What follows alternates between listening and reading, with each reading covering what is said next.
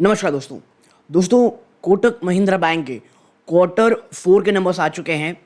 कैसे रहे नंबर साथ में चल के देखते हैं, ठीक है। और आपको पता होगा कोटक महिंद्रा बैंक में अभी जिस प्रकार के इश्यूज चल रहे हैं, कितना इंपॉर्टेंट है ये रिजल्ट उनके लिए जो ऊपरी स्तरों में ऑलरेडी इन्वेस्टेड है, ठीक है। तो देखिए, जैसा कि आपकी स्क्रीन में दिख रहा होगा, जो नंबर्स यहाँ दिए गए हैं भाई वो करोड़ में दिए गए हैं, तो हमको ज़्यादा परेशानी नहीं होगी। सबसे पहले इंटरेस्ट अर्नड, टोटल इंटरेस्ट कितना कमाया गया है 15,156 करोड़ रुपीस। एक साल पहले आपने कितना कमाया था 11,981 करोड़ रुपीस। ऑलमोस्ट 12,000 करोड़ थे एक साल पहले। और पिछले क्वार्टर में आप देखेंगे तो 14,494 करोड़ रुपीस है, यानी लगभग 14,500 से आप 15,150 करोड़ पे आए हैं, ठीक। आगे है, ये तो टोटल इंटरेस्ट हो गया। अब देखिए इंटर डिस्काउंट एडवांसेस बिल से कितना पेमेंट आया है 10,930 करोड़ रुपीस। ये एक साल पहले 8,821 करोड़ रुपीस थी। यहाँ पर जब क्वार्टर बेस से ऑलमोस्ट फ्लैट है ये, ठीक है। अब इन्वेस्टमेंट में कितना इनकम आया है तो देखिए 3,627 करोड़ रुपीस है। एक साल पहले ये मात्र 2,815 करोड़ रुपीस है और पिछले क्वार्टर में 3,378 करोड़। तो भैया इन्वेस्टमेंट से तो तगड़ी इनकम आई हुई है, ठीक है। अब भैया आरबीआई के पास जो बैलेंस है और इंटर बैंक जो फंड्स होते हैं उसमें कितना हमने कमाया तो देखिए 371 करोड़ रुपए। ईयर ऑन ईयर बहुत शानदार जंप है। क्वार्टर आपको वीकनेस देखने को मिल रही है। अदर ऑलमोस्ट फ्लैट है, तो ये उतने हमारे लिए नहीं इंपॉर्टेंट। हाँ, अदर इनकम कितना है, अदर इनकम आप देखेंगे 12,751 करोड़ रुपीस, 12,751 करोड़। एक साल पहले ये मात्र 8,784 करोड़ रुपीस था, ठीक है। और पिछले क्वार्टर में तो ये 9,500 करोड़।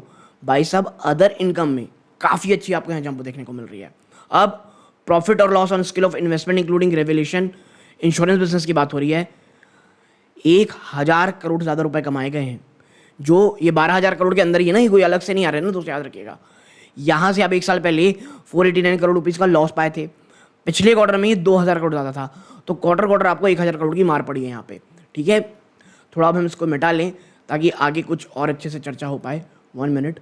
हाँ देखिए, अब नेक्स्ट चीज़ क्या है आपकी प्रीमियम ऑन इंश्योरेंस बिजनेस, ठीक है। 7,709 करोड़ रुपीज़ आया है आपका, जो एक साल पहले 6,307 करोड़ रुपीज़ था, ठीक है। तो ईयर ऑन ईयर यहाँ बढ़ोतरी है। क्वार्टर बल्कि ज़्यादा बड़ी जंप है, ठीक है। अदर इनकम ये मिला करके तो टोटल इनकम जो हमने देखी, जो इंटरेस्ट था प्लस आपको यहाँ पे जो अदर इनकम मिली है 27,907 करोड़ रुपीस कंपनी ने कमाए हैं। Company in the sense bank ने कमाए हैं, जो एक साल पहले 20,766 करोड़ रुपीस था और पिछले क्वार्टर में ये 24,083 करोड़ था। तो सिर्फ इनकम फ्रंट में आप देखोगे तो ईयर ऑन ईयर काफ़ी शानदार जंप है। क्वार्टर भी मैं जंप ही कहूँगा, ठीक है। अब ये चीज़ें होंगी, लेकिन ये तो इंटरेस्ट आपने कमा लिया। इस इंटरेस्ट को कमाने के लिए आपने खर्चा कितना किया है, और जिस प्रकार खर्चे हो रहे हैं इंटरेस्ट कमाने के लिए वो बहुत ही डेंजरस हैं। तो देखिए इंटरेस्ट एक्सपेंडेड 6,212 करोड़ रुपीस, जो एक साल पहले 4,229 करोड़ थे, ठीक है। यहाँ पर जंप है लगभग 2,000 करोड़ रुपए का। पिछले क्वार्टर से ऑलमोस्ट फ्लैटिश है दोस्तों, ठीक है। ऑपरेटिंग एक्सपेंसेस, जिसमें क्या क्या आता है आपका एम्प्लॉय कॉस्ट आएगा, आपका policy holders reserve surrender expenses claim है, और ठीक है। तो कितना आपने कमाया है, माफ़ कीजिए खर्चा किया है 14,000, ठीक है, 478 करोड़ रुपीस, जो एक साल पहले मात्र 10,399 करोड़ था। ऑलमोस्ट 40% के आसपास का जंप है ये। क्वार्टर बेस में देखिए तो पिछले क्वार्टर में 11,822 करोड़ था। और जब हम इनको देखेंगे टोटल एक्सपेंडिचर 20,000, ठीक है, 20,690 करोड़ रुपीस का आपने खर्चा किया है, 20,690 करोड़। तो साफ दिख रहा है आपने काफ़ी पैसे कमा लिए हैं। और पिछले क्वार्टर में ये 12,629 करोड़ था। तो भाई प्योरली जब आप ऑपरेशनल बेसिस पे जाएंगे, टैक्स एक्सप्लोजन को हटा दूं मैं अभी, उससे नहीं कर रहा, तो प्योरली ऑपरेटिंग प्रॉफिट आपका कितना आएगा 7,217 करोड़ रुपीस, जो एक साल पहले 6,137 करोड़ था, ठीक है। तो यहाँ पर अगर आप देखेंगे तो आपको जंप देखने को मिल रही है। पिछले क्वार्टर में देखेंगे तो भाई 6,275 करोड़ था, वहाँ से ही बड़ा अच्छा जंप है ये। ठीक है। तो मुझे ऐसा लग रहा है कि भैया ओवरऑल जो आप कह सकते हैं जिस प्रकार ऑलरेडी स्टॉक गिर चुका है ये नंबर ठीक है, बट अब आते हैं कुछ इंपॉर्टेंट चीज़ों में जो बैंक्स के लिए बहुत इंपॉर्टेंट है। देखिए अब बात कर लेते हैं क्या यहाँ पे देखें आप, provisions other than tax and contingencies, कितना प्रोविजन रखा है, मात्र 442 करोड़, जो एक साल पहले आपका 148 करोड़ था। ठीक है, जंप तो है बट क्वार्टर में आपकी कमी आई है। ठीक है, और इतनी बड़ी जब आपकी बुक हो ना यार, तो ये कोई बहुत बड़ा मुझे प्रोविजन नहीं लगता।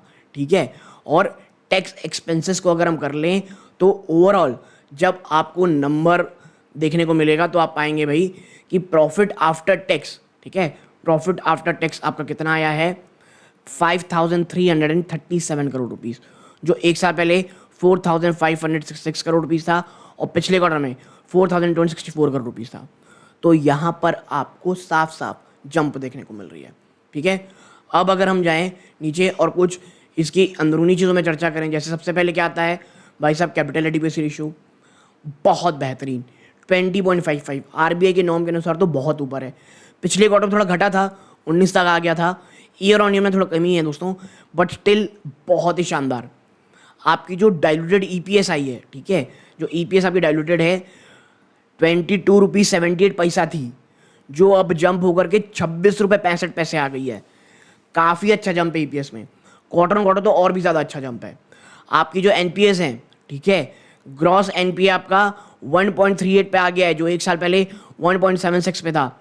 नेट एनपीए में भी काफ़ी शानदार जंप है ये। ठीक है, पॉइंट जब ये कम हुआ है, कम मतलब एनपीएस के लिए अच्छा होता है ना, ठीक है, तो यहाँ पे कमी आई है। तो देखिए ओवरऑल कोटक महिंद्रा बैंक ने एक, मैं कहूँगा ऑलरेडी, मैं ये इसलिए कह रहा हूँ ऑलरेडी बहुत भयंकर गिरावट हो चुकी है। ठीक है, उसके हिसाब से कंपनी ने बहुत अच्छे नंबर्स दिए हैं। भाई मैं डिस्क्लोजर आपको बता दूं, मैं मेरी फैमिली मेम्बर की जो ये गिरावट आई है कोटक महिंद्रा बैंक में, फ्रेश बाइंग की हुई है। ठीक है, तो अगर आपको लग रहा है मैं थोड़ा ज़्यादा बाइस हूँ तो आप उस चीज़ को अवॉइड कर सकते हैं, बट हाँ मुझे पर्सनली कोटक महिंद्रा बैंक जिस प्रकार गिरावट दिखा चुका है, क्योंकि याद रखिएगा एक समय मुझे पता है कोटक महिंद्रा बैंक को लोग 1900 रुपये 2000 रुपये के भी ऊपर फ्रेश बाइंग करने जा रहे थे, और वो उस समय मुझे याद है एशिया का सबसे महंगा एक्सपेंसिव वैल्यूएशन वाइज सबसे एक्सपेंसिव बैंक चल रहा था। ठीक है, तो ये चीज़ें हुई। अब चलते हैं भाई साहब सेगमेंट वाइज रेवेन्यू में, सेगमेंट वाइज रेवेन्यू कितना आया है। तो देखिए सेगमेंट वाइज रेवेन्यू में भाई ट्रेजरी हो गया, कॉर्पोरेट सेंटर हो गया, इन सब में देखेंगे तो एक बड़ा जंप आपको ईयर ऑन ईयर दिखेगा। क्वार्टर ऑन क्वार्टर तो है ही, ईयर ऑन ईयर आपको बड़ा जंप देखने को मिल रहा है। बात करें रिटेल बैंकिंग की, रिटेल बैंकिंग में आप कोटक महिंद्रा बैंक को देखें तो 5389 करोड़ से जंप होकर के आप ऑलमोस्ट 8000 करोड़ में आ गए। ठीक है, तो retail banking Kotak Mahindra bank की बहुत अच्छी चल रही है। पिछले क्वार्टर में 7257 करोड़ थे। ये जो कोटक महिंद्रा बैंक का 8-1 बनाया था ना डिजिटल बैंकिंग, वो एक बहुत सॉलिड प्रोडक्ट था। अब जो ये इनको बैन लग गया है कोई भी नई चीज़ें लेने मना करने से, अब ये ना एक बहुत बड़ा कंसर्न है। और ये जो गिरावट हुई कोटक महिंद्रा बैंक में, ये मैं एग्जैजरेशन नहीं कहूँगा, ये वाकई में शायद इनको आने वाले समय में इफेक्ट कर सकता है। ठीक है, अब आप देखें भाई कॉर्पोरेट और होलसेल बैंकिंग ऑलमोस्ट फ्लैट है, ये 5500 करोड़ एक साल पहले था, जो अब बढ़ करके मात्र 5700 करोड़। तो कॉर्पोरेट होलसेल बैंकिंग की तरफ कोटक महिंद्रा बैंक जा ही नहीं रहा है, ऑलमोस्ट फ्लैट से नंबर शो कर रहा है। व्हीकल फाइनेंसिंग यहाँ पे ठीक ठाक सा जंप है। अदर लेंडिंग एक्टिविटी, ब्रोकिंग में आप देखेंगे तो दुगना हुआ है ब्रोकिंग, 555 करोड़ से जंप होकर के 1028 करोड़ हो गया है। एडवाइजरी और ट्रांजेक्शन सर्विसेज में आप देखेंगे तो बड़ा जंप है, दुगनी हो गई है। एसेट मैनेजमेंट में थोड़ी बहुत जंप है, कोई बहुत जल्दी जंप नहीं है। इंश्योरेंस बिजनेस आप देखेंगे तो 6701 करोड़ से बढ़ करके 9848 करोड़ रुपीस हो गया है, और ये लेस इंटर सेगमेंट रेवेन्यू में ये 27000 करोड़ आता है। ठीक है, तो भाई अच्छी चीज़ नंबर में क्या लग रही है, रिटेल बैंकिंग काफ़ी अच्छा काम कर रहा है, और उससे भी चीज़ जो रिटेल बैंकिंग है उसमें एनपीए नहीं आ रहे। और देखिए मैं इसीलिए कह रहा था कि जो कोटक महिंद्रा बैंक है ना, ये इतना इंपॉर्टेंट क्यों है।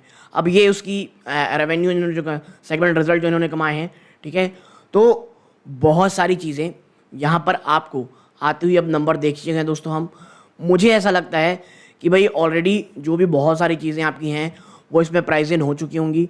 ठीक है, अब हम देखते हैं क्या कोई कुछ और चीज़ें हैं तो फिर कहीं और चर्चा करें फिर दोस्तों।